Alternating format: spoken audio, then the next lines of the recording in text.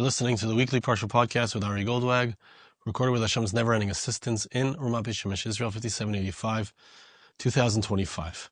This week's Parsha is Parshas Terumah, and we have the beginning of the command and the opportunity of the Jewish people to build a Mishkan, to build a tabernacle, and in so doing, bringing about the divine presence, a place for the divine presence to dwell, not just in the structure, also within Am Yisrael themselves. And I'd like to share with you a piece in the Medrash, perhaps a second piece as well.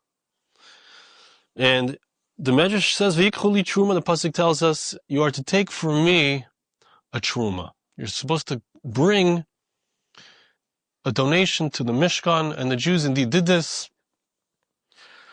And the question is, where did they get it from? Where do they have this wealth from? But before that, B'shashar HaKadosh Baruch Hu l'Moshe Liskei Mishkan. Besides the Medrash, and this is in Parsha Lamed Gimel, Siman Ches. When Hashem said to Moshe, He spoke to him about being involved in building the Mishkan. Amar l'fanav Rebbeinu Shalom Yichalem Yisrael Asaysei. Moshe Rabbeinu was faced with an important question. Can Am Yisrael do this? Is it possible for us to create an abode for the divine presence? Is that something that's possible? Hashem says to him, you know what? You think it's impossible for the entire nation to do it? But I want you to know every individual can do it. One person alone could do it.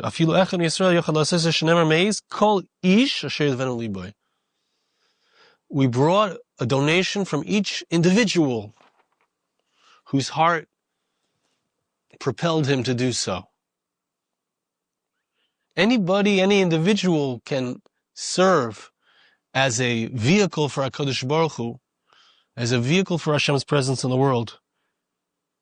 If he has an Adivas Halev, if he's somebody who wants to give, isn't just focused on themselves, focused on what I can give to Klal Yisrael, to the Jewish people as a whole. That's the first point in the Medrash. Anybody can do it. Anyone can build a Mishkan. Anyone can be involved in it. All you need to do is turn my heart away from my selfish thoughts, give my heart over to thoughts of giving to others. That's the first point in the Medrash. But now comes this point, which has to do with, where did this stuff come from? Did it come from the money they borrowed from the Egyptians, from the wealth of the money at the sea? Where was this money from? The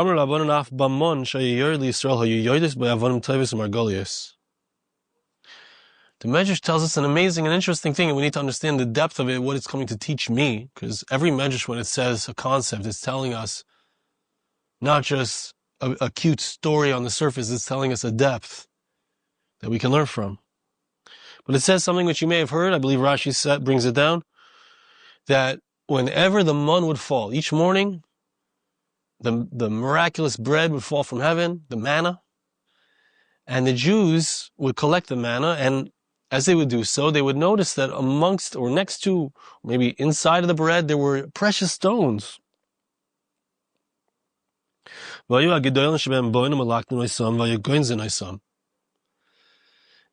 the great individuals, the tzaddikim, the righteous individuals would come and they would get those stones. It seems to me that those stones, here the Eitz Yosef says it, that it could be that only the tzaddikim were the individuals who the stones appeared for. But we can imagine, we need to understand what these stones are, what the idea is, the concept is, but we can imagine that if the bread can miraculously come, so then precious gems can come miraculously as well. Why not? But you're going in on some, and then they would store them away, the righteous.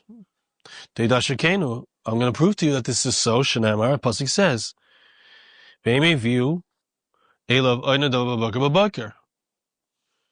they brought another donation every morning. Every morning. Why does it say they brought it in the morning? They didn't bring it in the afternoon? that was the only time of the day that people brought donations in the morning. We find that in regards to the mon, it's something that fell in the morning, the pasuk says.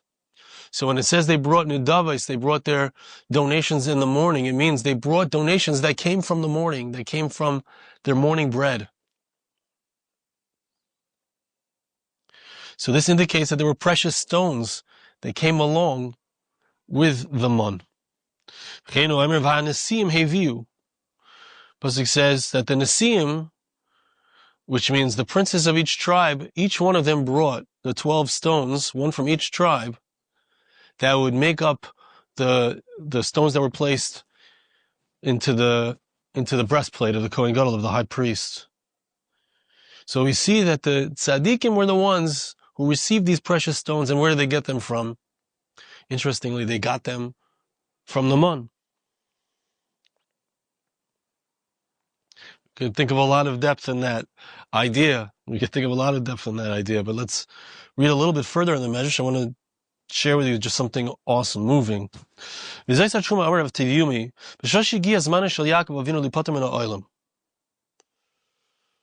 pasuk says, this is the Terumah. Right, it's the next pasuk in the Torah. It says that this was the offering, the donation that people brought. Rav Tevyumi says, there was another place where they got the money from, where they got the supplies from, that they brought as donations. The Medrash says an amazing thing, and there's so much depth in this Medrash. Let's go back in time a bit. We're going to see that we got to go back in time in order to understand what's happening right now. When it came Yaakov Avinu's time, Jacob's time to die, he called his sons together. You should know that God is going to say to your kids, Yaakov Avinu, who we know, he wanted to reveal the gates, he wanted to reveal when the final redemption was going to happen. He understood and he had insight into what happens in the moment when there's a redemption. And he knew that when Am Yisrael would come out of Egypt, God would want to place his presence amongst the Jewish people. And God would therefore command them to build a Mishkan, a tabernacle. He had the insight, the foresight, the Ruach HaKodesh, the divine inspiration to know that.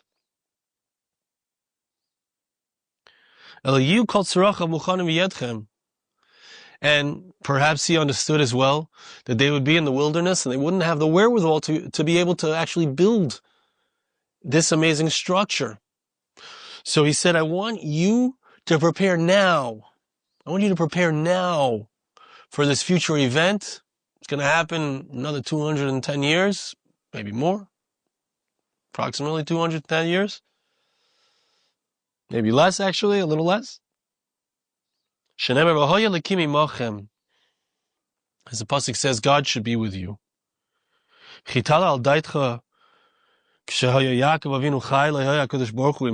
pasuk says, God is going to be with you. This is implying that he understood that there's going to be a Mishkan, which will be able to bring about God's presence dwelling amongst the people of Israel, Am Yisrael.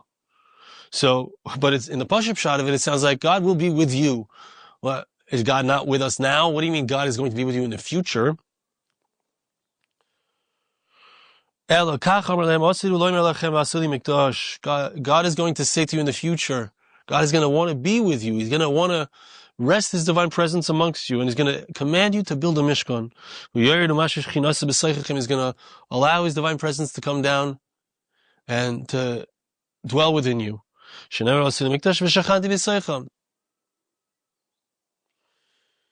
what happened? Here? So there's another medrash, which actually gives a little bit more detail before we get back to our medrash. This is a really interesting medrash, but it's in Shir Hashirim, the first chapter of Shir Hashirim on Pasuk Yud Beis. Pasuk says, Ad she'hamelech b'mesiboy. even as the king was in the middle of his party. So the pasuk says, Nerd nosan rechoi, there was an amazing smell, a good smell that was emanating.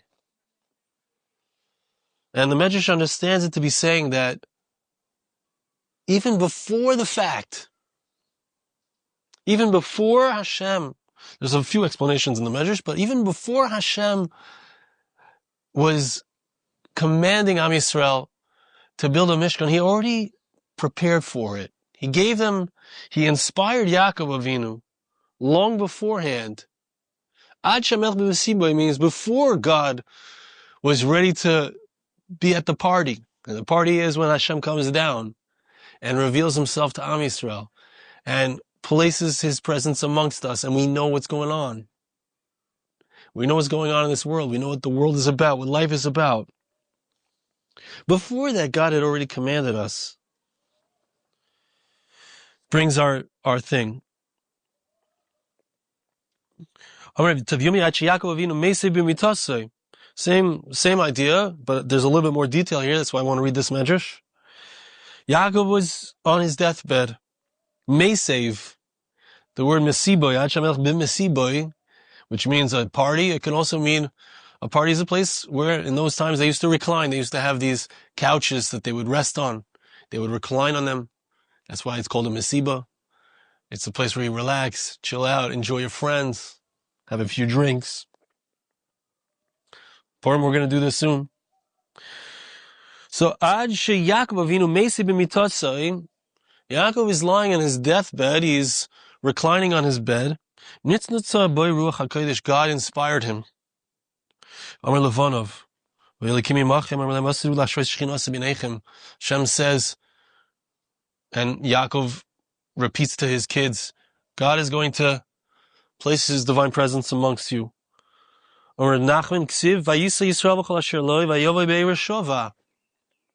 here's something amazing, because so Yaakov is instructing them, get ready now. Excuse me, make sure you have the beams, the krushim, that you're going to use in the future, the arazim, the cedar wood, that in 200 years from now you're going to use to build a mishkan. Make sure you have it now. Where did he get it from? They came to Beersheva. Why did he stop in Beersheva on the way down to Mitzrayim, to Egypt? We find that Avram Avinu, it wasn't even Yaakov. Yaakov, he said, get ready, but Avram had already been inspired to build, to plant trees in Beersheva. Yaakov stops in Beersheva and chops down those trees in preparation for this future building of the Mishkan. It's incredible. Hamar Ablevi, Ksiva, Abriach Haticha Mesech HaKroshim.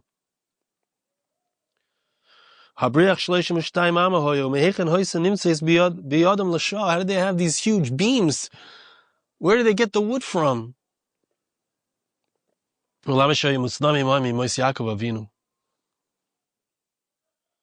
They had it put aside from the times of Yaakov. Jacob put it aside. He put it aside. It had been planted by Avraham, and he gave it over to his kids. Now, how did it last all through that 200 years? Where was it sitting? In a machsan, in a storage container, a storage facility somewhere. Asher nimtza asay shitim en ksiv kan el asher nimtza itoy. Right? The pasuk says, all that was found with him. It doesn't say whoever found atzei shitim, whoever found cedar wood. It says whoever had atzei shitim, had cedar wood with him. Why did they have this wood with them? Because it means that they had it from before. Because Yaakov Avinu had already seen in his amazing foresight that this is going to be a future command. And he said, I want you guys to make sure you have it. Listen to the Lashon of our Medrash back in Parshas Terumah. V'yesh mehem sheskinu atzman advarim v'yesh mehen sheshachachu. There were some individuals who prepared themselves for this moment. They were waiting 200 years. Yaakov knew to cut down those trees that were planted by Avram so many years before that. So this wood's been growing and waiting for good 250, maybe 300 years. Some people had listened to their father and their grandfather and their great-grandfather and their great-great-grandfather who said, hey, hold on to this wood. You're going to need this when you get out of here, when you get out of Egypt. And some people had not prepared themselves. They didn't hold on to that wood. Some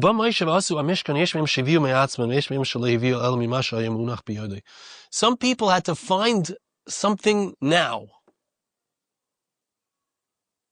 Some people had to find something new, right? Interestingly, it was the Nesiim who they got it now. They got it alongside the mun. They didn't have it from before. It wasn't sitting there.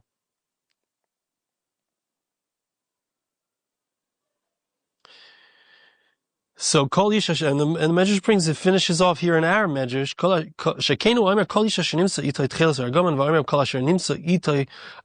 There were people who had with them already from before that they had kept for generations this wood.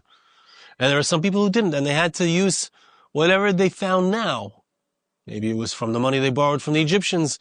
Maybe it was from the money that they received when the Egyptian soldiers were killed at the Yam Suf. Or maybe it was from the money that they found alongside the mun. There's one more point in the other Medrash, which I'd like to share with you, and then come back to our Medrash. The Medrash says something which I think is very powerful and important and instructive.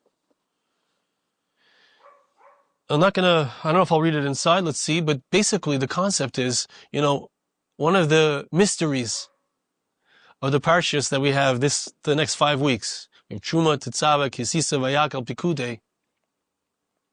So we talk 2 weeks, it's classic, we know about this. We talk 2 weeks about the Mishkan. Then we talk about Kisisa speaks of the Mishkan, but then we hear about the Maisa HaEgel, the sin of the golden calf. Then we have another 2 weeks, another 2 parshas talking about the Mishkan. Now why is the Maisa HaEgel sandwiched in between? What's the chronological order? There are opinions that say the Mishkan was commanded first, and then it got messed up because we sinned, and then it was resumed. There are opinions that say no, it's actually these 2 sections really belong after. It wasn't until after the sin and after we repented and after Moshe Rabbeinu beseeched God on our behalf and we were forgiven, only then did we receive the commandment because we didn't have the Shekhinah. Different opinions, different concepts. But the Medrash in Shir HaShirim makes a point, which I think is very much connected to the idea of Yaakov Avinu and the wood that he set aside that stayed and waited for so long. The Medrash makes a point and says that we could understand that when Am Yisrael sinned with the golden calf, Am Yisrael was lost. We did this terrible Avera, and then Hashem commands us to build a Mishkan or Mechaper, the same way that we were so anxious to bring gold to the golden calf. We turned that around, we redirected that negative behavior and we directed it into something positive. We brought gold to the Mishkan. We were forgiven. But what the Medrash says, Ad Shemelech b'Mesiboy, we said, means that the king is still, before even the king is ready to party with Am Yisrael. Right? Hashem wants to come down to the Mishkans, but there's something that prevents it first, and that is the Maisa Egel. But when hear this part well, this is really amazing. When we build the Mishkan, when we reverse the Avera, when we undo the mistake we made, incredible thing, it comes out that lemafreya, retroactively, even before we sinned, HaKadosh Baruch Hu doesn't even look at the sin. It's almost like we take, the way that the Parsha is set up, is we have the Mishkan before, we have the Avera in the middle, we have the Mishkan after. It's like Really, it happened after, but HaKadosh Baruch Hu considers it that we had it before. Once we've repented, once we've redirected, once we've brought ourselves into a relationship with HaKadosh Baruch Hu, Hashem says, look, I don't care about the sin. I consider it that we've had this relationship all along. The sin is erased. The Mishkan is before the sin. Conceptually, understand, an amazing idea. But it connects in so beautifully with what happened with Yaakov and the wood. Because this idea that it's saying is, Am Yisrael is going through, an intense gullus, an intense disconnect. We cannot serve God when we're serving Egyptians and serving their idols. And how can we be the people we're meant to be in our service of Hashem? How can we be led into the nations when we're subjugated to the nations? But HaKadosh Baruch Hu plants an Eshel. HaKadosh Baruch Hu directs Avram Avinu to plant these trees. And Yaakov Avinu cuts down the trees and brings them with him to Egypt. And Am Yisrael has in their storehouses these trees. The trees which are all about the future of Am Yisrael, the plant that's been planted, the building that's going to be built, the sanctuary that's going to bring God's presence into our lives, the sanctuary which houses the Aron HaBris, the Ark of the Covenant, the relationship between us and God which is expressed in the Torah, His guide for us to have a relationship with Him. And all this is embedded from before all the problems. It's coming into my head. I have to say it. As I'm speaking, I'm thinking about the terrible effects of Gullus that we experienced in World War II. But already before that, Am Yisrael was returning to Eretz Yisrael for the first time in 1900 years. Am Yisrael had decided already in the early 1800s, de Grosse sent his students, and slowly it trickled in. Am Yisrael was returning more and more. And the seeds were planted, and we could argue and discuss whatever. We don't have to go there, talking about, exactly what it looks like and exactly how Mashiach comes. But we can look at the fact that right now there are 7.7 million Jews here in Eretz Yisrael. And 100 years ago there was 30,000 Jews. And we can recognize that it had already started before. The cedar wood was already planted from before. And we had to go through this terrible time when we don't understand it. We can't relate to it. And Am Yisrael went through that terrible time in Egypt as well. Their babies were being butchered. But the seeds are planted. I also can't help but think about, I just saw an item that there's a school in Tel Aviv where the kids want to wear tefillin. These are secular kids. And they want to put on tefillin. Kids getting thrown out of school for putting on tefillin. But this was going on already before October 7th. It was just awakened more by Am Yisrael's difficulty and challenge. Am Yisrael goes through this challenge, but underneath it, in their machsanim, in their storehouses, is sitting the wood. The wood that they're going to use, and it was planted 300 years ago. When are we ever going to use this wood?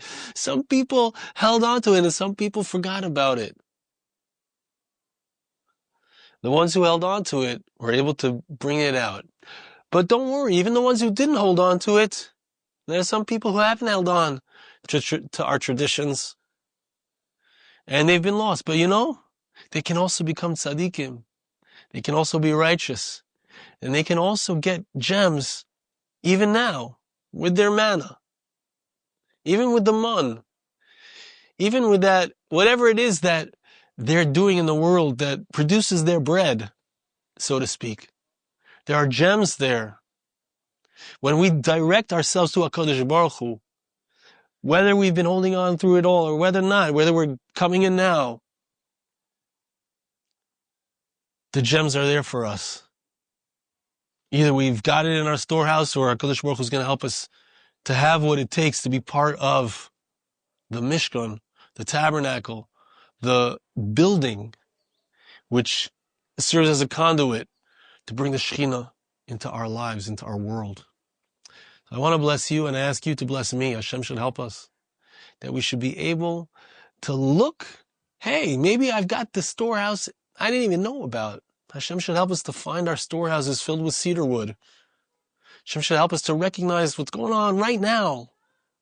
It's not an old story. The Torah is not an old story. It's a current story. Hashem should help us to recognize that it's going on right now, and Hashem should help us to find those gems. The gems that come along with trying to be people of Hashem, trying to be manifestations of Hashem in the world. Hashem should help us to find those gems so that we can help build the final Beis HaMikdash and experience an incredible revelation of HaKadosh Baruch Hu in the entire world. Thank you so much for listening. Have a wonderful Shabbos. This podcast was made possible through the gracious donations of listeners like you. For more podcasts like this, please visit www.arigoldwag.com or search on iTunes Ari Goldwag.